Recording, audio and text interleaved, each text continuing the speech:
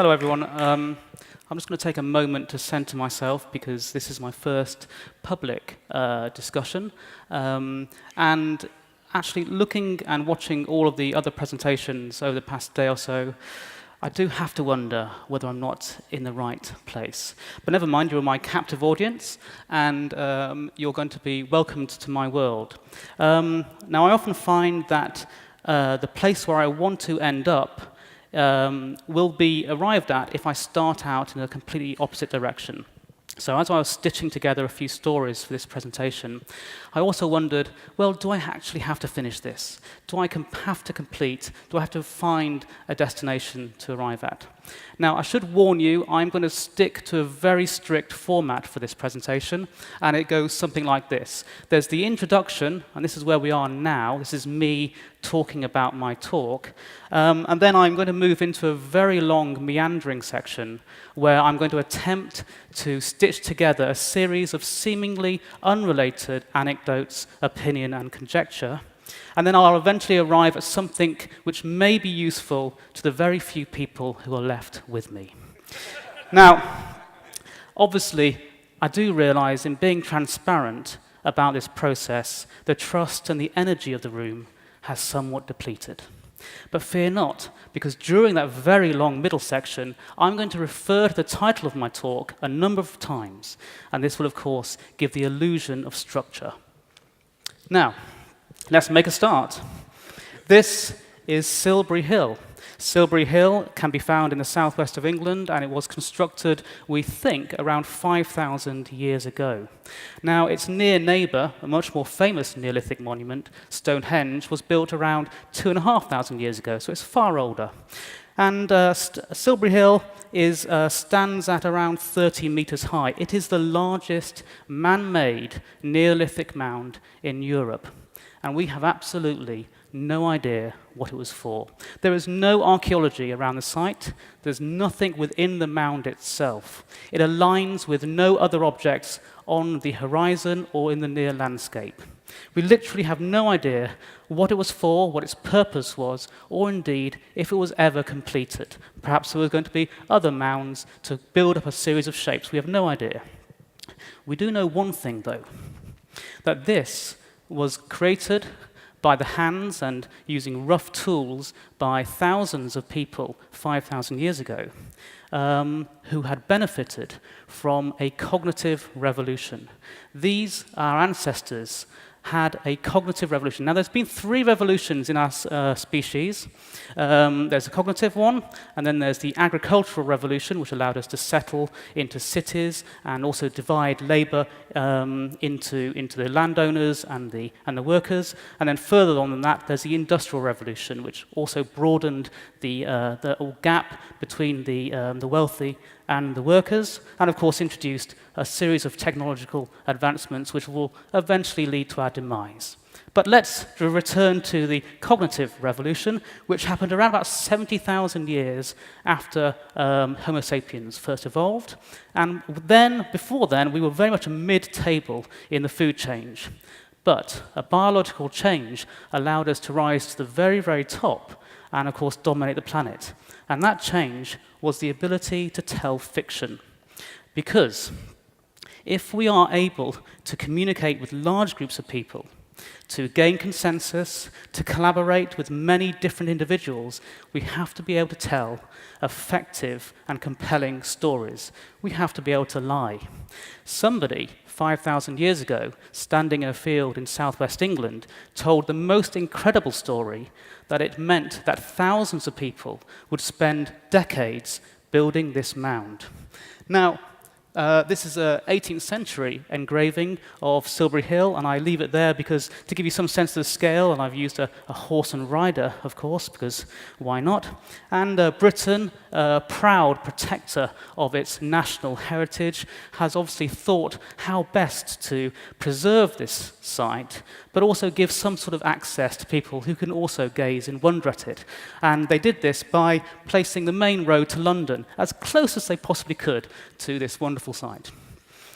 Anyway, so if we are if we have this incredible gift of storytelling and fiction, why is it so difficult then to invent why or understand why things happened in the past? We have absolutely no idea about Silbury Hill.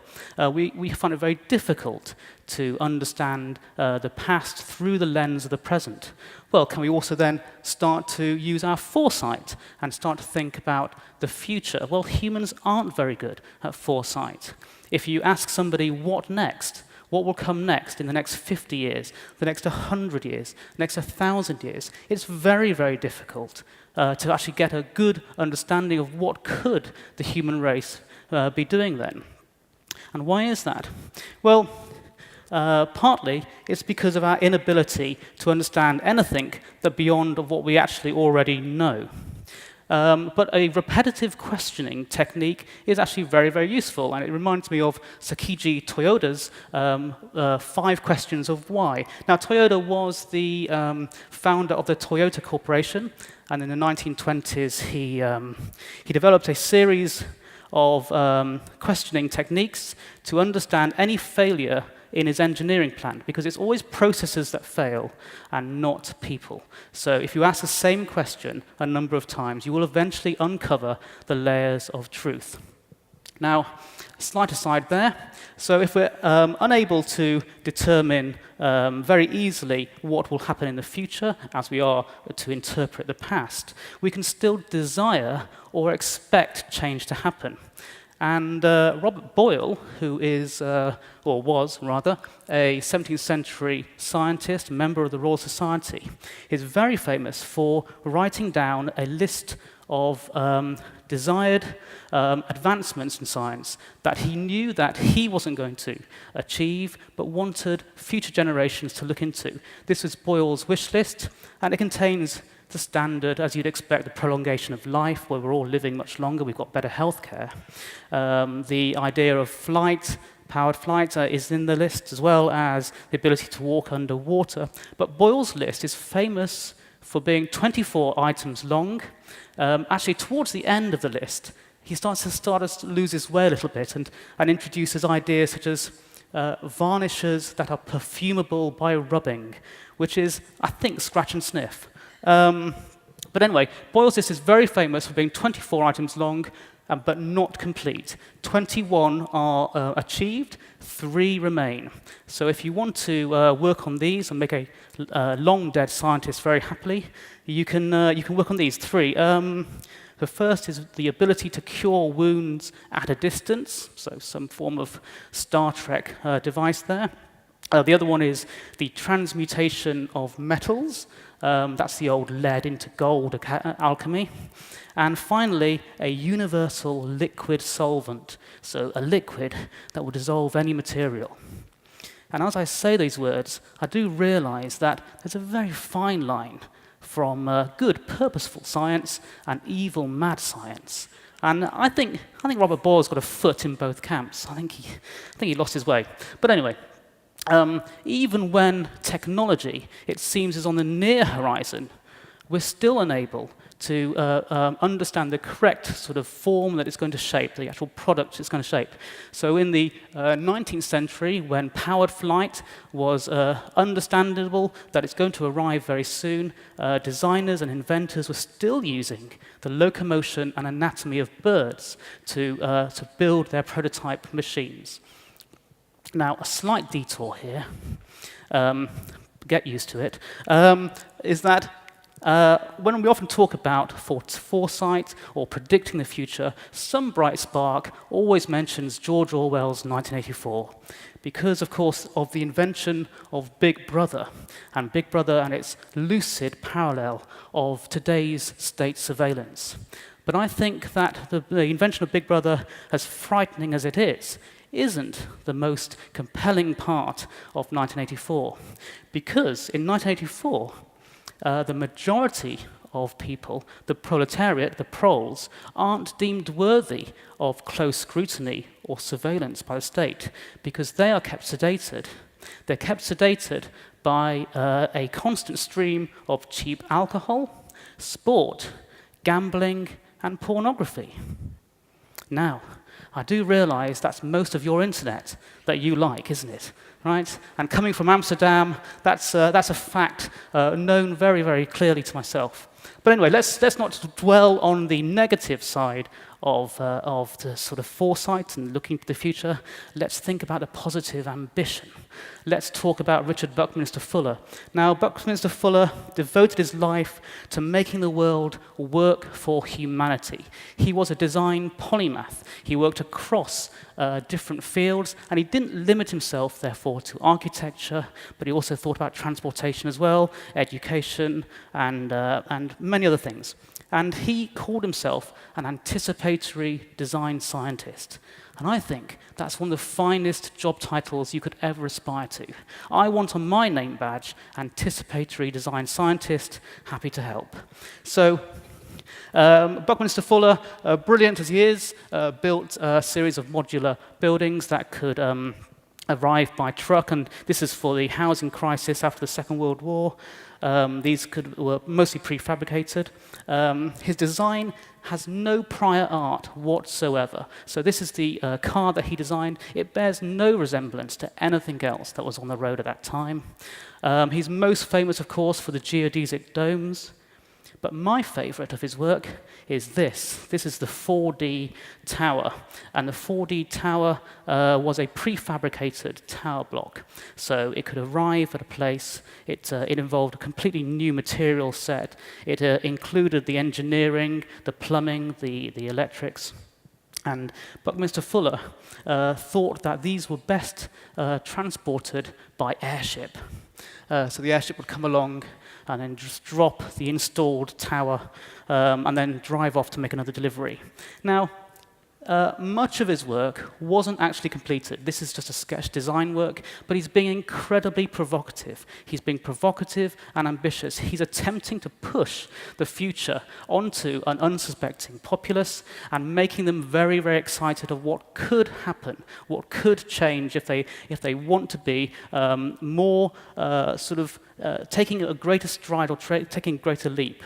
And other designers have also tried to do this, but in a completely different way. So whereas Buckminster Fuller was doing something radically different, other designers sought to use modernism and a material change. And one of these chaps was Wells Coates. Wells Coates, mostly famous for his architectural work, but another design polymath. He moved across fields. This is his most famous building. I think it's called the Icicon Building in North London, built in the 1930s, but he also developed a series of furniture, microphone stands, and the D-shaped drawer handles, which are actually still in use today everywhere. So he was asked by a company called Echo to launch a new radio in the 1930s and to attempt to disrupt the radio market. And this is the design that he came up with. It's a stunningly beautiful design, but it uses a very different material. It uses bakelite, and bakelite is like a prototype plastic. It's a polymer resin.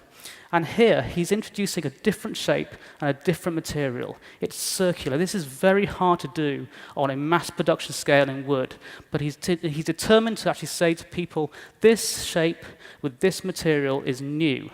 And he's attempting to use modernism and a material change to show the invention of what could be the future. Now, so this is a little bit of past, talking about the history and talking about designers who want to try to embrace change and look to the future in different methods. But what of the here and the now? What about now? What is the technology or the design practices and processes that are going to define us? Right here. Well, of course, most of what happens, certainly technology-wise, is going to be defined by the geopolitical narrative of the time. And this is quite a common thread. So in the Second World War, obviously, the onset of the computer age, thanks to the intelligent brains of Bletchley Park and the Enigma code, I think worked on by the long-distance runner Alan Turing. It's either Alan Turing or Sherlock. I've seen the documentary, and I was a little bit confused. But anyway, Second World War, computer age, and then, of course, the Cold War gave us the internet. The Cold War, of course, between communism and capitalism, and these are just fictions, remember. Communism, capitalism, it doesn't exist. They're just stories to allow people to communicate and collaborate. And of course, what of the here and now? What's going to be the technology that defines our age? And I'm not entirely sure, I don't have the answer, but I really hope that it's not this. This is the Microsoft Kinect, and the Kinect is the fastest selling consumer electronics device because it's sold in the first 60 days of its launch around 8 million units. And this device tracks your movement, it records your voice, speech recognition, facial recognition, and this is in your home. And it's got eerie parallels, does it not, to George Orwell's 1984 and Big Brother. The instrument could be dimmed, but there was no way of shutting it off completely. Now, I do realize taking a book out on stage and reading from it was intended to add a little bit of drama and theatricality to this presentation, but actually it just looks a bit clumsy, doesn't it? So we'll leave that. No more book reading for me. Anyway, let's not dwell. Where are we now? So we also have the Google Now, of course, and this is surveillance under a different wrapper. This is prediction, isn't it? And we are quite happy to use this because we have given up our acceptance and we think we are in control. So we use Google Now, and it is a fascinating product. But isn't this just surveillance under a different name? And here, of course, we're entering what I think is a strange middle world of uncertainty. We aren't quite sure how to harness some of these technologies that we're building. We aren't quite sure what it's going to be. And it's become, I think, a robot-readable world, to probably misquote Jack Schulz, where we see QR codes in the street and how bizarre must this look. And I'm actually building a product at the moment which relies entirely on QR codes. And each time I look at them, I think they're incredibly silly. And there's an element of personal shame that I'm about to introduce this to our customers. But that's my problem, and it's a problem shared now. So if you have any answers on how to dilute the incredible bizarreness of the QR code to customers, please come and talk to me.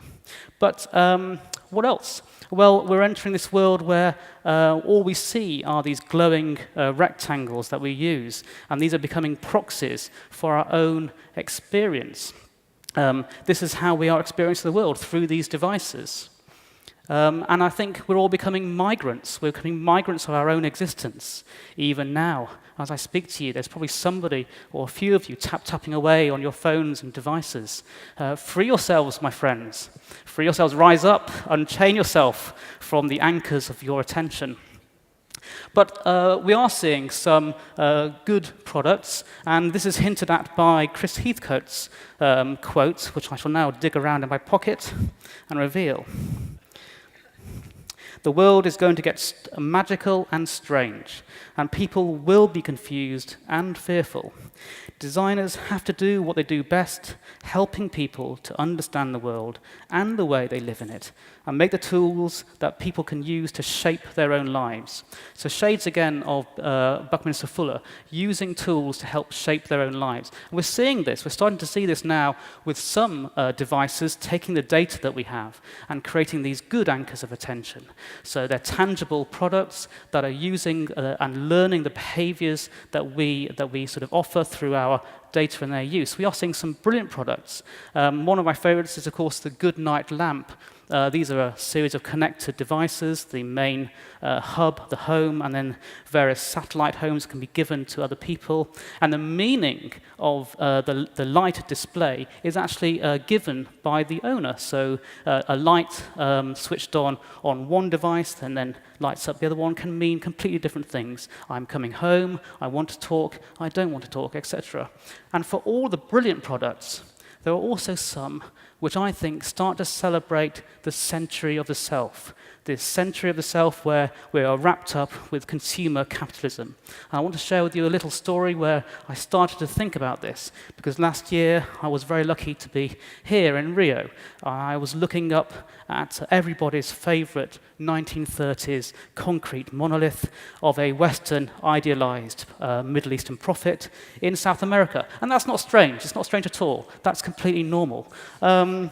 So here I am looking at Christ the Redeemer, and everyone else is doing this. They're putting themselves in the picture. They're making themselves the center of their story. And I think this represents a radical shift in humans' belief of the absolute. Because once you are able to curate your own story, remember when you create your own identity, you are revealing some things, hiding others. And once you understand you can do that, then we're entering a very different time. We're entering a time of the malleable reality. Because if you can start to push against reality and understand that you can change the context, change people's perception, and make the story from yourself, this is a very different patterns of behavior. Yes, so we're entering a malleable reality.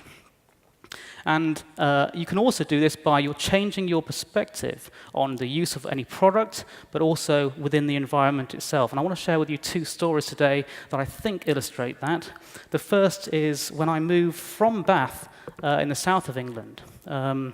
Now, I lived in Bath for 7 years, and it's a beautiful place. It's a World Heritage Site, and the buildings are this beautiful Georgian honey-coloured stone. And this was my office just by the curved building there. And every day, my commute, I was amazed at how I never encountered any form of ugly, awful buildings.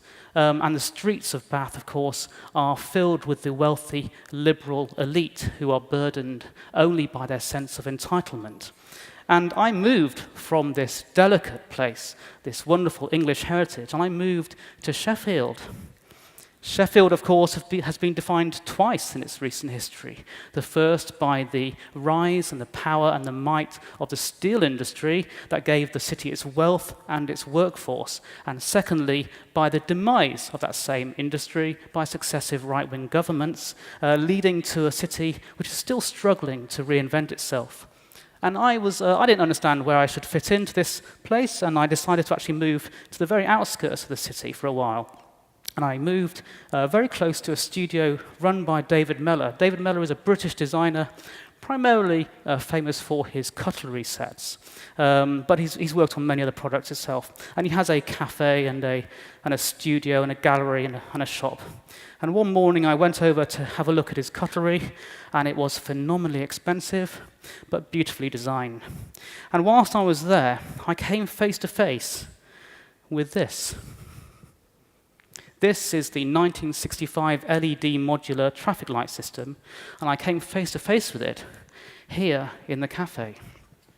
Now, as I sat there sipping my overpriced tea, I thought to myself, oh yes, this traffic light that I've used for many years, the functional ubiquity of it, receded. This, I thought, is possibly the most beautiful piece of British design I have ever seen.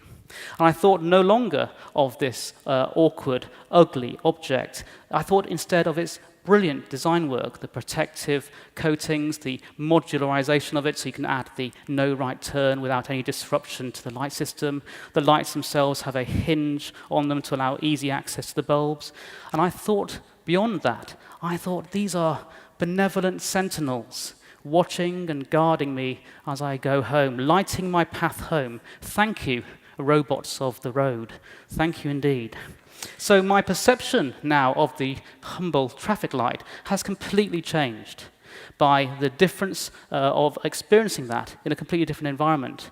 And also by me telling you now, I think I may have influenced you too, to no longer look on the traffic light as some sort of awkward, ubiquitous design, but instead as a remarkable piece of engineering. And secondly, of course, the use of a product can also change your pattern and change your perception of this. And I want to share with you a story about the Sony Walkman. And this was possibly the most coveted object of my youth. This is the 1979 Walkman. And it was invented, an apocryphal story, we think, invented by Sony to help the CEO of Sony to sort of endure long-distance travel. And this is a personal, portable music player. And I say that, and I stress it, because obviously we're all so much common now that we can just dig around for some earphones and listen to music. But this is a radical product, because it changed music listening habits forever. And I must stress that you cannot underestimate the revolutionary intimacy of this interface. For the first time, we were able to move our nervous system, move ourselves through a landscape, and listening to a soundtrack of our own choice. And this is amazing, and one person who did this in 1981 was William Gibson, the author of Neuromancer. He bought a Walkman, and he borrowed a tape of Joy Division, who he had never heard before. And he took a walk downtown Vancouver. He's listening to Joy Division on his new Walkman as he's walking through Vancouver, and he sees an advert for this machine. This machine is the Apple II. And he pauses and wonders for a while. He's listening to Joy Division on a Sony Walkman, and he thinks to himself, I thought, if there is an imaginary point of convergence where the information that this machine handles could be accessed with the under-the-skin intimacy of the Walkman, what would that be like? Well, he went home and he wrote about cyberspace. So his perception and his ability to transform an idea was utterly dependent on his use of a completely different product. And cyberspace, of course, was then popularized by the media, and it allowed us to use this format, this term, to actually explain the internet. And it's probably one that your parents still use to this day. So yes, the Sony Walkman also did something else, possibly a little bit more radical. It introduced a certain, for want of a better word, Japaneseness to Western popular culture. Now, obviously, initially, the fascination with Japan was in a very narrow form. It was the idea of the miniaturization of consumer electronics. And I do realize that every generation believes that they have discovered Japan. But from the Walkman onwards, this was certainly more so. We became more and more enthralled by the idea of Japan as a culture and also what they produced. And Japan is a divided narrative in its country, because on the one hand, it's got the harmony and the spiritual and the grace, and on the other hand, it's also got the embracing of kitsch, strange processes, and of course, strange neon-colored food. And I'm a great fan of Japan, as most people are, because I think it's a fascinating culture.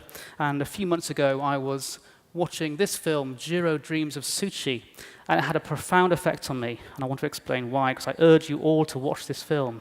Now, Jiro is an 86, 87-year-old sushi chef, and he runs a sushi bar in a subway station in Tokyo. It's a 3-star Michelin property, and it's only got 10 stools around a counter. And Jiro has been working on sushi and producing sushi for around about 70 years. And he doesn't believe that he's actually perfected this. And yes, the film does contain a lot of raw fish, but it's not about sushi. This film is a meditation on work. And more than that, I actually think this film is about WabiSabi. Now, I'm going to attempt to explain this rather strange Japanese term, philosophy, and way of life with very little knowledge of this, and also from a Western perspective. I do realize that's quite a risk in this room, but since the previous 30 minutes has been a complete risk as well, I'm just going to continue. So, WabiSabi, it's the art of, or rather the acceptance of imperfection. The acceptance of imperfection, and also one of continual improvement. There is no sense in this format of finishing your work, because you will always seek to improve. And that sense of also imperfection is accepted. Now, I work at Booking.com. And this is a screenshot from 2008, I think, when we first introduced the yellow box. And then from 2010, this is the home page again, and you can start to see subtle changes coming in. I should note that it's probably very familiar to any designers and developers in the room that Booking.com is a data-driven or data-informed company where every design change that we make, every feature that we introduce to the site is run through an A/B test. So any design changes you see on these sequence of screens are either the result of a successful A/B test, so a test that is measured against a hypothesis and against a targeted metric that we believe is a proxy for improving the customer experience. This is the screen from, I think, just before I joined the company at 2011, and again, some design changes there. And this is about 6 months after I joined. Please note, the size of the logo was reduced by about 50 pixels, and I think I was the first and only designer to successfully reduce a logo at Booking.com. Respect you. Thank you. I think I'm probably peaked a little bit too early. But anyway, the point I want to make is that every single feature that I put onto the site or helped to change, everything that I have ever done on Booking.com is completely open to change. It's open to challenge, it's open to improvement, and it can be removed, adapted, or changed. And this is the website today. So for me to work in this environment, I have to be able to release or give up my designer tendency for creating finished articles and protecting them as if they are the perfection. And I think designers can often get wrapped up in this sense of wanting to produce this homogeneous, perfect product. We rely on grid systems. You love your Swiss typography and the golden ratio. And when we finish a design work, we want to allow this pixel-perfect design to be always protected. But that's not the case at Booking.com. Every designer can work on the items that I've put on there or my team have. And they can all be worked on to improve the customer experience. The design patterner of our site means that some areas, admittedly, are more advanced than others. But it's an acceptance because we can drive forward. And it's because we don't believe in a single point where the site is working, but also this sense of impermanence. There will always be new challenges. There will always be new work to be done. And I think it's a radical shift for any designer to embrace this change rather than relying instead on trying to create a singular moment when their designs are absolutely perfect. Now, I don't really have much else to say, so I think I might just end there. Thank you very much.